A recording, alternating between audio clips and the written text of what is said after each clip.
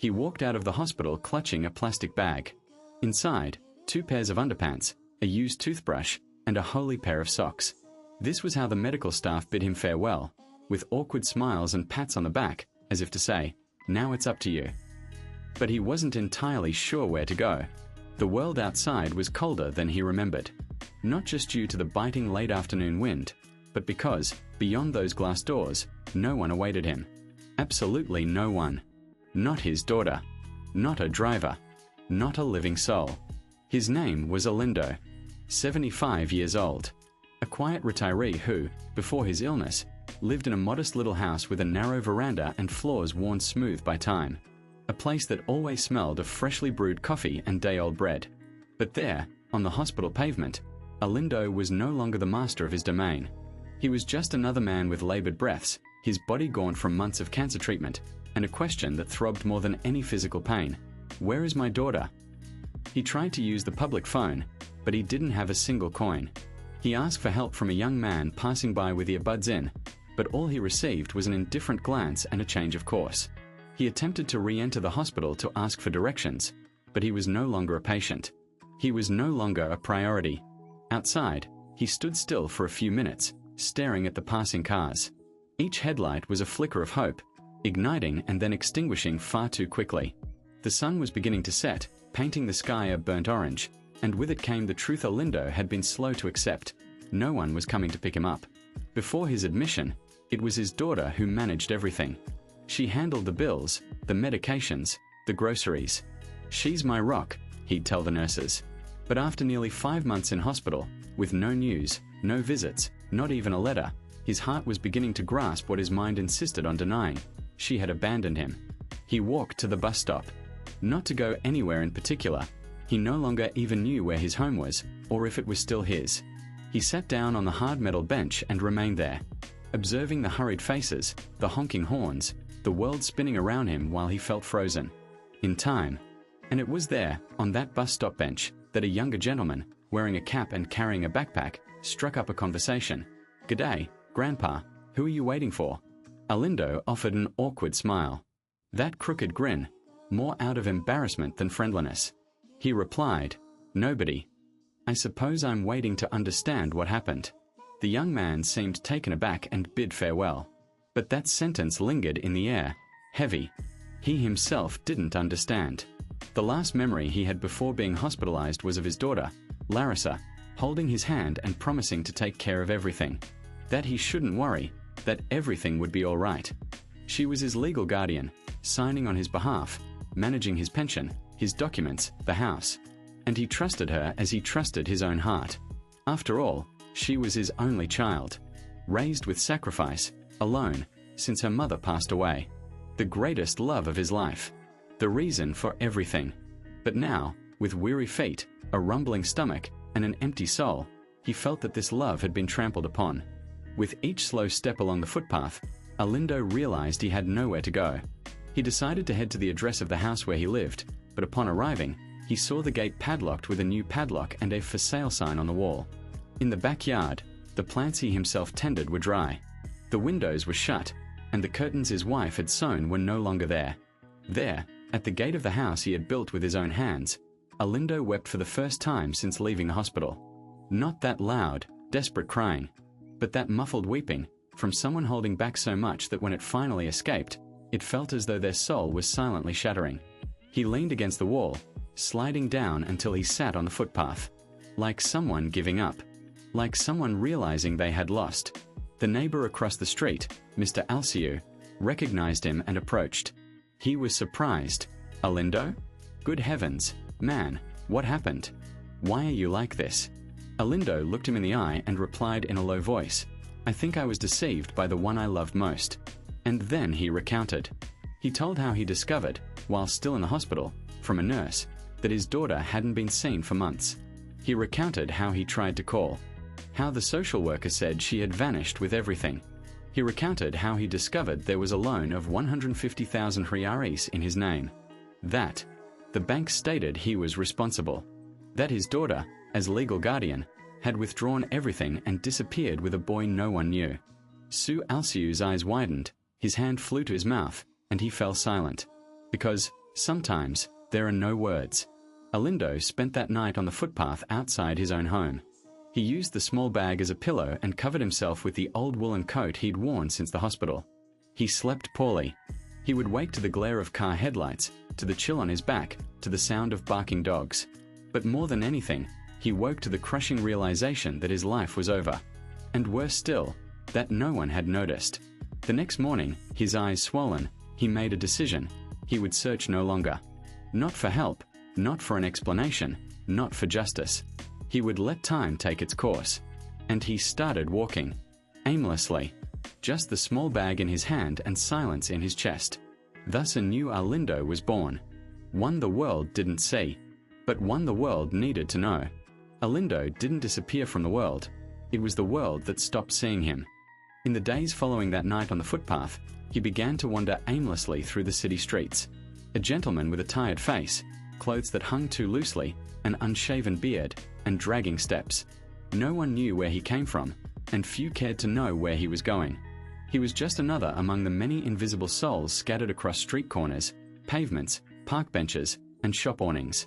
Yet, within that frail body, a heart brimming with memories still beat. The first morning was the hardest. His stomach growled as loudly as the traffic. His legs ached. And his pride, that had already been swallowed by the shame of asking for anything. When he stopped in front of a bakery and caught the scent of warm bread, tears streamed down his face. Not because he was hungry, but because he remembered breakfasts with his daughter. When she was little and sat on his lap, laughing with crumbs on her mouth, saying she wanted to be a dentist. Alindo would smile. Today she was different. Today she was no longer that little girl he cradled in his arms. He approached a young man leaving the bakery and asked for a loaf. "Just one," he said. The young man hesitated, but then bought two and placed them in the crumpled plastic bag that Alindo carried it. It was the first gesture of humanity he had received in days. He sat on a park bench and ate slowly, as if chewing the past along with his food. Each bite was heavy, not because of the bread, but because of the memory. The following days were a repetition. Alindo walked during the day, seeking shade, trying to stay away from the sun and indifference. At night, he settled wherever he could, under an awning, in the corner of a bus terminal, or behind a closed newsstand. He always carried the same bag, now containing an old newspaper, a piece of a torn blanket he found in a dumpster, and a crumpled photograph of his daughter as a child, the only thing he saved before leaving home. He kept that photo as one guards a treasure, not for the person his daughter had become, but for the girl she once was. The child who slept in his lap when she was sick, who asked to be held after a fall, who cried when he left for work.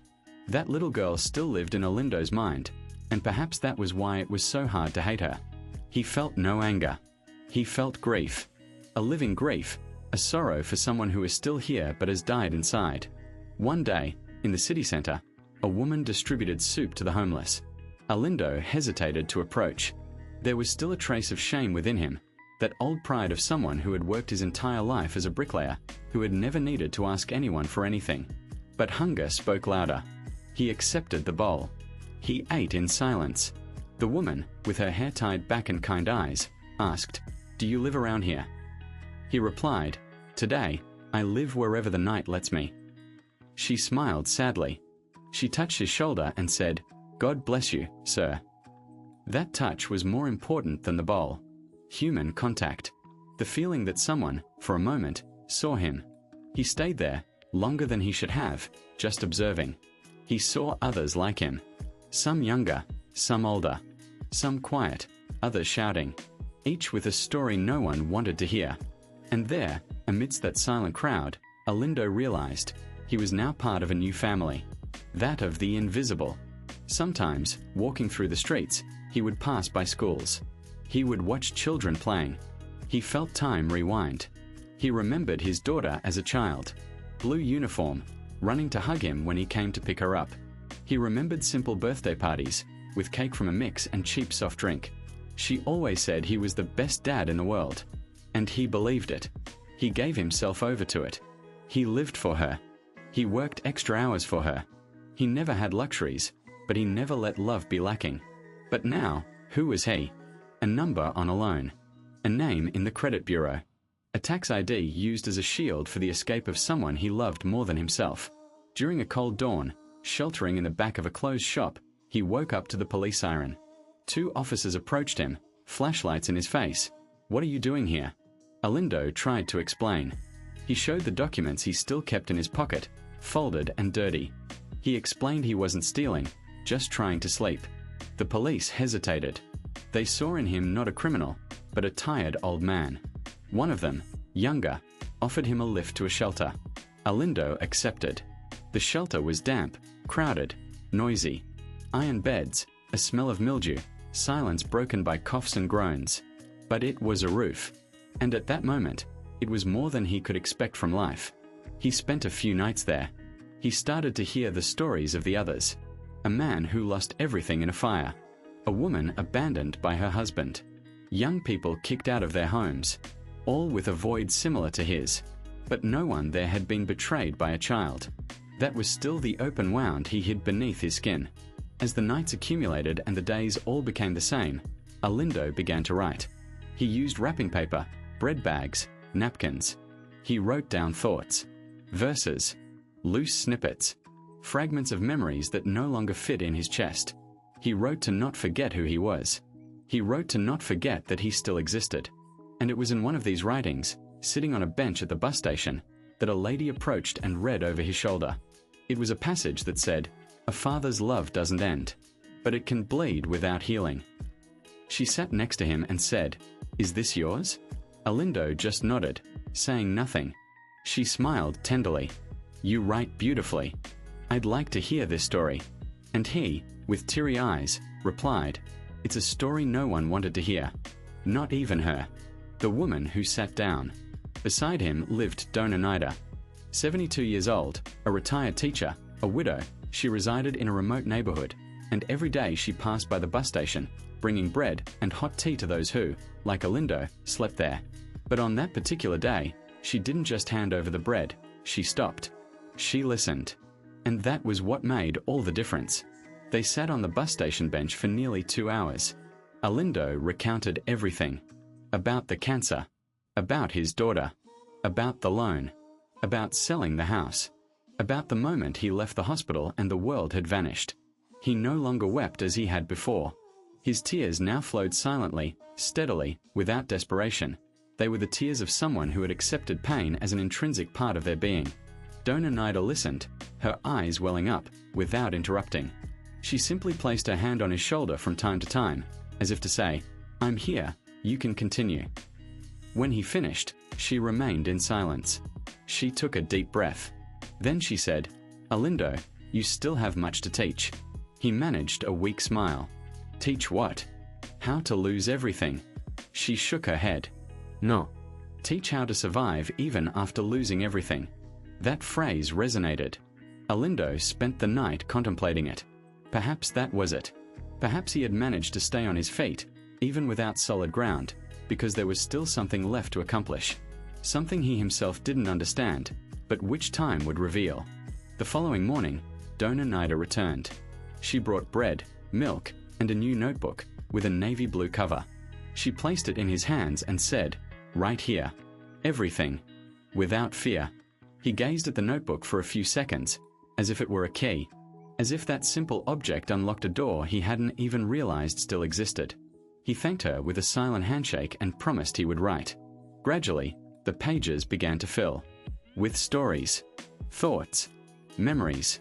Alindo wrote in shelters, he wrote on park benches, he wrote at night, under the lampposts, balancing the notebook on his knees. It was his therapy, his way of remembering that he was still alive. Writing was like stitching together the pieces of himself that had been torn apart from within. As time went by, other homeless people began to draw near. One of them, Susie E., a former carpenter, asked to read one of the pages. Alindo hesitated, but allowed it. When Susie E. finished reading, his eyes were red. "This is about me too, about all of us." That's when Alindo understood. His pain was the pain of many, but not everyone could translate it into words. He could, and that made him more than just an abandoned elderly man. It made him an invisible chronicler of the city, someone who documented what the world tried to conceal. Dona Nida began to collect these writings. She took some home, typed them up, printed copies and started pasting them on lampposts, bus stops, peeling walls.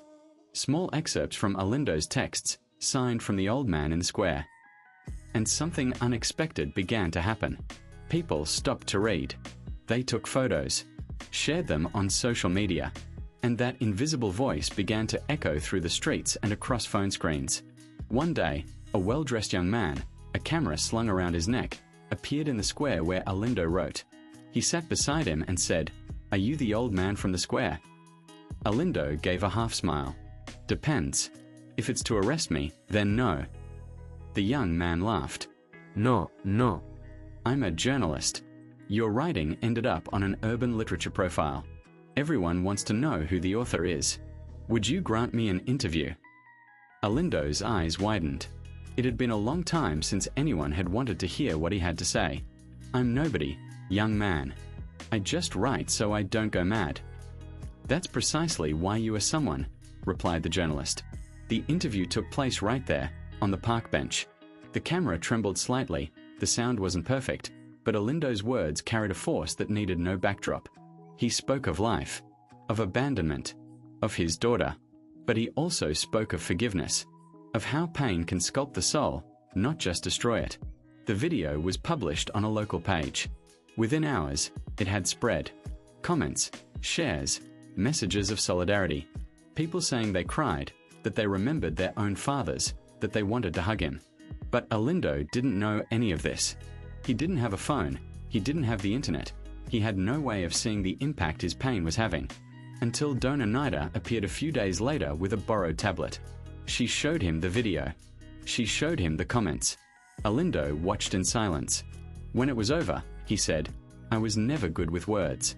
But maybe I've learned to say what only silence understood." Dona Nida smiled, moved. "You haven't. You're just good with words, Alindo. You are needed." And that day, for the first time in months, he didn't sleep on the street. Dona Nida took him home.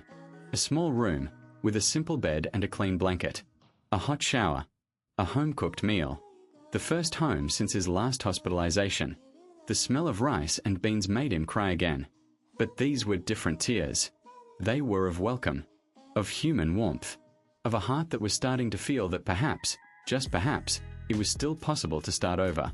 Alindo woke up to a smell he hadn't experienced in a long time. Freshly brewed coffee, with toasted bread and melted butter. He had been at Dona Nida's for 3 days. He had a soft mattress, a pillow that smelled of soap, and a window through which the morning light streamed. It was little, but it was everything. A whole world back. She treated him with dignity, without pity. Like someone who saw him as a whole human being, not just a street survivor. Alindo drank his coffee in silence, his eyes welling up without anyone noticing. This was more than food. It was respect. Dona Nida continued to type her texts and publish them online. And the texts began to gain traction across the country. The old man from the square became a symbol of resilience and humanity. Reporters called. People wanted to visit. Some brought gifts. Others simply sat beside him and listened. There was something in the way Alindo spoke, a mixture of pain, simplicity, and poetry, that struck right at the heart. He spoke raw truths, without beating around the bush. And that was precisely what people didn't know they needed to hear. One of the videos reached a high-reach social media influencer, who shared it saying, "This is the most painful and beautiful story I've seen in years. This gentleman deserves the world." And in less than 48 hours, the number of views exploded. Thousands of people wanted to know more about him. The page created by Dona Nida gained thousands of followers. And amidst so many eyes that now saw him, a message appeared that she didn't have the courage to show immediately. It was from his daughter. Her name was Luciana, the same one who disappeared with 150,000 Brazilian reals from a loan taken out in the name of her ill, hospitalized father. The same one who used her guardianship to sign papers, empty the account, sell. She left the house and ran off with a man who had never looked Alindo in the eye. Now, after everything, after the sudden fame, after the story was plastered all over social media, she had reappeared. With a text full of justifications, regrets, and apologies. But Dona Nida hesitated. She didn't know if she should show it to Alindo. She feared disrupting a healing process that had only just begun. For 2 days, She kept the message hidden, until he saw her looking at her phone, her eyes downcast, as if keeping a secret. He asked what it was. She lied. He persisted. And finally, she showed him. Alindo read the entire message without blinking. He finished and handed the phone back. "She's alive, isn't she?" he said, his voice low. "Yes," Nida replied. "Then that's more than I expected." Dona Nida remained silent, anticipating a stronger reaction. But Alindo didn't shout, didn't cry, didn't rage. He simply turned back to look out the window, as if searching the sky for answers. "She says she regrets it, Alindo. Says she's ashamed to look you in the eye, but she wants to speak with you." He shook his head slowly. Sometimes, what we want to hear hurts more than silence. It was that day that Alindo asked for a new pen and an envelope. He wrote a letter in his own hand. 7 pages, firm handwriting, with words that came from the depths of his soul. He didn't blame her, but he didn't absolve her either. He recounted what it was like to be between life and death, and to return to a world where there was no longer a home, nor even a surname. He spoke of the cold of the streets, of hunger, of the fear of dying without anyone knowing. But he also spoke of good people, of warm bread, of the outstretched hand, and of rediscovering himself. When he finished, he carefully sealed the envelope and asked Dona Nida to send it. "She'll read it, and that's enough," he said. Days later, the response arrived. A video. Luciana was thin, gaunt. She cried as she said she had done everything wrong, that she had regretted it from the first day, but she had been afraid. Afraid of being arrested, afraid of facing her father, afraid of being hated.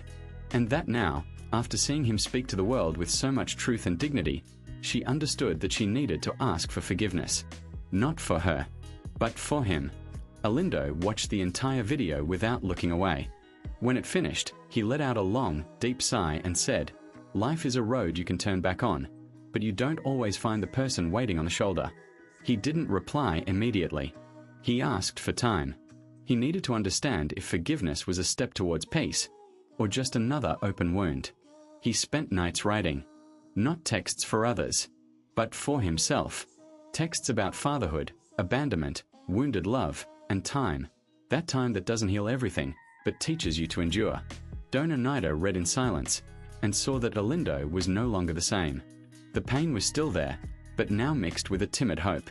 He was no longer just the man who lost everything. Now he was the man who transformed everything he lost into something that touched others. And that gave meaning to his days, his words, his very existence. And it was in this state of mind that the invitation came that would change everything once more. Dona Nida's mobile phone buzzed on the table. It was a television producer. A talk show, one of the most watched in the country, wanted Alindo live. They wanted him to recount his story in front of millions. The idea was compelling, but perilous. Excessive exposure can be as brutal as abandonment. Nida hesitated. Alindo, upon hearing, remained silent for long minutes. Only after much deliberation did he reply, "I don't think I just want to talk. I want to understand what I still haven't understood." Throughout the week leading up to the program, the days seemed to fly by. The internet was already abuzz with the news. Fans, the curious, critics, everyone wanted to see the old man betrayed by his daughter face the cameras. But Alindo wanted no revenge, no spectacle. He wanted the truth. He asked Nida to only accept if he could speak from the heart, without cuts, without sensationalism. And the program agreed. In the dressing room, minutes before going live, Alindo looked in the mirror. His hands trembled, but his eyes were calm. His attire was simple, a carefully ironed light blue shirt and grey trousers, no over-the-top styling. He didn't want to appear as a character. He wanted to be himself, as he always had been. On the adjacent wall, photos of celebrities. But on this day, the focus of attention would be a 72-year-old gentleman with a weary voice who had survived abandonment and pain. The presenter, known for eliciting tears and applause, greeted him with a sincere embrace. The auditorium was packed. Sustained applause. Some were already weeping.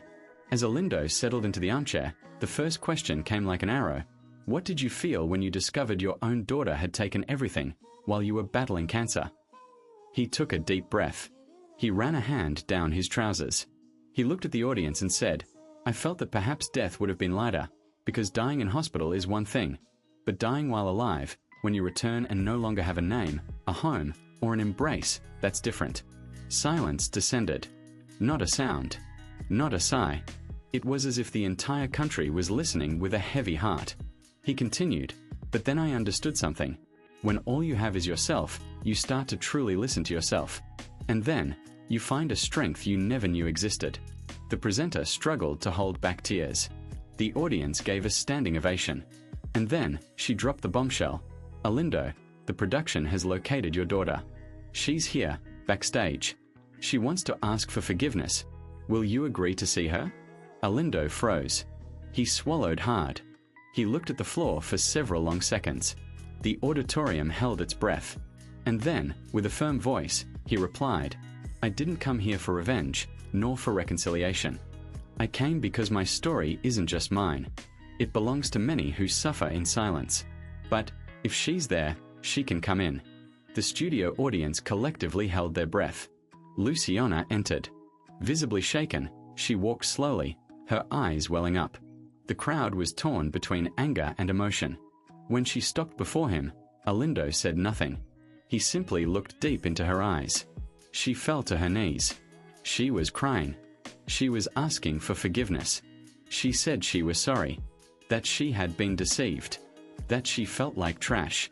That she had carried the guilt every night since she fled. And then came the moment no one expected. Alindo extended his hand and took hers. He slowly helped her up and said, You took everything from me. But even so, you are still my daughter. And what I wanted most was to see you try to become someone better. The auditorium erupted. The presenter was crying. Luciana was sobbing. Alindo, standing tall, his head held high, seemed larger than life. There, in that instant, he wasn't just a man who had suffered. He was a father who, despite being wounded, found a space for tenderness. The entire country was watching it live. And that night, the internet was abuzz with nothing else. Alindo was becoming a symbol of something rare, genuine forgiveness. Not the kind that erases pain, but the kind that chooses to move forward despite it. After the program, back at Dona Nida's house, he was greeted by neighbors, flowers, notes, and hugs. But Alindo knew this was just another chapter. The exposure carried risks. Haters began to emerge. Some claimed it was all staged. Others questioned the story. But Alindo, with his typical calm, responded, The truth doesn't need to be defended with shouts. It stands on its own. Dona Nida realized something new was being born. Perhaps a book. Perhaps a documentary. But before that, the heart needed healing. And Alindo, for the first time in a long time, slept peacefully. Not because everything was resolved, but because, at last, he had told the world that. His pain, and transformed that pain into a bridge, not a wall. The days following Alindo's television appearance were intense. He could no longer walk down the street without being recognized. At the bakery, at the bus stop, even in the corridors of the hospital where he had medical checkups, everyone came to shake his hand, give him a hug, hand him a letter. Most wanted to say how much he had touched their lives. Others simply wanted to hear his voice up close. But with light also comes shadow. And Alindo began to feel the burden of being a symbol of something he never wished to represent. Social media pages used his image without authorization. Companies tried to profit from t-shirts, mugs, videos cut out of context. Even politicians started mentioning his name in empty speeches, as if they could feed on his pain to appear human. Dona Nida warned him, You need to be careful. The world applauds the wound, but it doesn't always want to see the scar. Alindo listened, but remained serene. He knew who he was. He wouldn't let himself be shaped by outside voices. Luciana, for her part, also felt the weight of the reappearance. After the show, she tried to start over. She asked for psychological help, distanced herself from the boyfriend she had run away with, and sought a simple job in another city. She sent letters to her father every week. She told him how she was trying to rebuild herself, even if slowly. In one of them, she wrote, Dad, I know I can never erase what I did, but every day I wake up trying to deserve that handshake. Alindo read each word carefully. It still hurt, but something inside him was beginning to heal. And then an unexpected invitation arrived. A university wanted Alindo to speak to psychology and social work students. They wanted him to tell his story, but mainly to explain how he found the strength to forgive. Alindo found the idea strange. He didn't see himself as a professor, much less an orator. But Donor Nida encouraged him. Perhaps your mission now is this. It's not to teach, it's to share. And so, a month after the show, there he was in front of an auditorium full of attentive young people. With a simple microphone and a glass of water, Alindo began his talk unpretentiously. I don't have a degree, nor experience giving talks. But I have a story that, unfortunately, many people carry without ever telling it. I am a father, and I was brought, but I was also saved by people who didn't even know me. For an hour, Alindo spoke about the hospital, about the street, about the emptiness. But he also spoke about Nida, about the unexpected hugs, about the first time he cried in the shower after being discharged. He didn't use catchphrases. He didn't give a motivational speech. He simply narrated. And perhaps because of that, at the end, the silence that preceded the applause was so profound. It was the silence of someone who had listened with their soul. Universities began to proliferate. Invitations came from NGOs, churches, schools. Even the Ministry of Citizenship approached him, proposing a national campaign on dignity in old age. They wanted Alindo as the face and voice. He refused advertising contracts, but agreed to record a simple video. Sitting in the same rocking chair at Donor Nida's house, he looked into the camera and said, "Don't wait for tragedy to listen to the people you love. And if you are the one who has been abandoned, know that your pain does not define you. What you do with it, that does." The campaign went viral. It won awards. And Alindo, despite his still fragile health, began to travel with Nida to different cities. It wasn't glamour. It was purpose. In each encounter, a new embrace.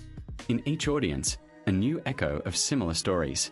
Men and women who had also been forgotten by those they loved most, and who, upon hearing Alindo, found the courage to stand up. But it wasn't easy. The exposure also brought exhaustion. One night, in a simple hotel room in a small country town, Alindo confided in Nida, "Sometimes I wonder if it wouldn't have been better to have stayed in silence, there on the sidewalk, invisible. It hurt there, but it was just my pain." Nida, with teary eyes, replied, "And how many remained there, without knowing there could be an after?" "You are not a symbol, Alindo. You are a seed." He smiled. A tired smile, but full of truth. He knew there was still a long way to go. Luciana hadn't returned to his side yet. Forgiveness had been granted, but trust was still a terrain under reconstruction. His health, though stable, required constant attention. But something within him was no longer the same. Alindo now knew that his pain, transformed into words, had power. Not to erase the past, but to illuminate the present for many. And so, with the wheelchair always in the boot, the medications. With his backpack and a tender gaze, Alindo journeyed on. From town to town, from embrace to embrace. An old man who, one day, had been cast aside, and who now helped the world ensure no one else was forgotten. Time passed. Not excessively, but enough for the scars of tragedy to be softened by the tenderness of quiet new beginnings. Alindo now resided in a small cottage at the rear of Donor Nida's property. She had renovated the old tool shed, transforming it into a cozy dwelling. Light-colored wooden walls, crochet curtains adorning the windows, and a rocking chair on the veranda, facing the setting sun. It was there he would sit each afternoon, with a mug of warm tea and a blanket over his lap, observing the day's final rays paint the sky. It wasn't luxury. It was peace. Luciana remained physically distant, yet emotionally present. She called once a week. Sometimes, simply to hear his voice. During one of these calls, her voice thick with emotion, she said, "Dad, if you ever let me come back, even if it's just to see you from afar, I'll understand that love, even when wounded, still protected me." Alindo didn't reply immediately. He took a deep breath and simply said, "Daughter, you don't need to return when you're ready. Return when you want to be my daughter again." It was his way of saying that love had never truly left. Alindo's story had now become woven into books, lessons, and conversations across Brazil. Teachers showed his video in classrooms, volunteers used his words to inspire acts of solidarity, and even students penned plays inspired by his life. But he, in his humility, offered the same counsel to all who came to visit. I merely spoke the truth. Pain, when voiced aloud, becomes a bridge. And a bridge, my son, is a pathway for two. One morning, an envelope arrived by post. It was plain, with no return address. Inside, only an old photograph, already slightly yellowed. In it, Alindo held a baby Luciana, in front of the house where they lived. On the back, a phrase written in blue ink, "I remember. Every day." He held the photograph for long minutes, his eyes welling up. He spoke no words. He simply placed it back in the envelope, folded it carefully, and tucked it between the pages of his Bible, like one sealing a prayer. The doctors stated that Alindo was stable, but the body was showing signs that time was arriving at its own pace. He felt colder, tired easily, and sometimes forgot names. But none of this disheartened him. The body has an expiry date. The memory of what we plant, however, does not, he always said. And it was with this spirit that he decided to record one last video message. Not for newspapers, nor for TV shows. It was for the world. And especially for those who might one day feel forgotten. The video was recorded by Dona Nida at the end of a golden afternoon. Alindo wore a light grey sweater, his hair carefully combed, the rocking chair slightly tilted, as always. He looked firmly at the camera and said, "If you've made it this far, it's because you've heard my story. And I want to tell you, pain doesn't have to be a prison. It can be a seed. I lost a lot, it's true, but I gained something worth more, a peaceful heart. If you're going through a difficult time, remember that what was done to you doesn't define who you are. You can still write a new chapter." He paused, took a deep breath. Then, with a slight smile at the corner of his mouth, he concluded, "And if this story touched you in some way, if it made you think of someone, or look differently at what you have, then share it. Send this video forward. Sometimes, a click can change someone's day. And don't forget, if you want to follow other real stories like mine, subscribe here to the channel, leave your like, and activate the bell. This helps keep this chain of empathy alive. And hey, thanks for listening to me. From the bottom of my heart." The video went live and, in a few days, reached millions of views. But more than numbers, it generated something rare, reflection. People who called their parents after years. Young people who asked for forgiveness. Hearts that decided to start over. Alindo didn't want fame. He just wanted his pain not to be in vain. And it wasn't. Today, his rocking chair is still there. Sometimes empty. Sometimes occupied by an emotional visitor. Dona Nida continues to tend the garden. And on the small wooden gate that gives access to the cottage, there's a handwritten plaque. "Here lives a heart that learned to forgive."